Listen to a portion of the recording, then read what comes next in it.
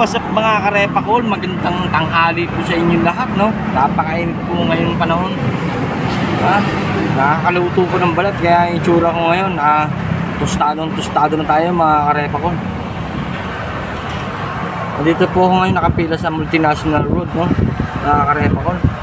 Haba na ng buhok natin mga karepakol, no? Mapapagupit nga po pala ako katulad ng kay Diwata. Kay Diwata nga po pala, may iba natin ang kwento.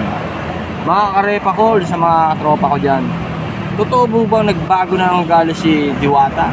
Kasi sa akin, sa palagay ko, yung iba kasi parang natatabangan na sa kanya, kaya ginagawa na siya ng kwento na mayabang na daw si Diwata, ayaw mo mapicture, tapos kung magpapapicture, magpapabayad na ng 1.5. Sa palagay nyo mga karepakol, totoo kaya yung mga ganun?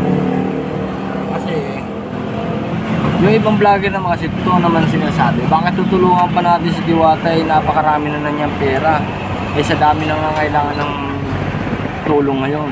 Si Diwata laging tinutulungan ng mga ibang vlogger, no? Pero napapanood ko kay Boy Tapang, no? Si Boy Tapang, ang galing. Imbis na sinishare niya yung kanyang blessing sa mga kalugar niya, no? Namigay po siya ng mga tag-1,000 mga karepakol. Ganda po yung ginawa ni dapat yun ng mga tinutulungan, yung mga nangangailangan, kasi yung 1,000 na yun sa mahirap, pampili ng bigas sa kaulam, malaking bagay na po sa mahihirap na katulad natin, no, mga karepakol. Yung Diwata sa mga totoo lang mga karepakol, may napanood ako isang video yung PWD na taga Quezon City yata yun, o kaya Pasay, hindi ko malaman kung saan lugar yun. Basta nagtinda siya namang kwek, birthday daw niya, nang hingi ng cellphone kay Diwata, kasi hindi siya pinagbigyan ni Diwata. Alam mo sabi sa kanyang Diwata, nanghihingi lang din daw siya. Napahiya yung PWD mga karepakol. Ano sa palagay nyo? Comment naman kayo mga karepakol. Ano na ba talaga si Diwata ngayon? Nagbago na ba siya ng ugali?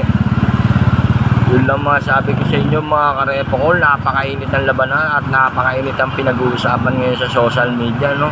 Lalo mainit ang panahon ngayon mga karepakol.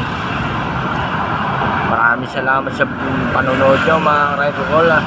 Mag-ingat kayo palagi at lagi kayo magdasal sa Panginoon. Goodbye.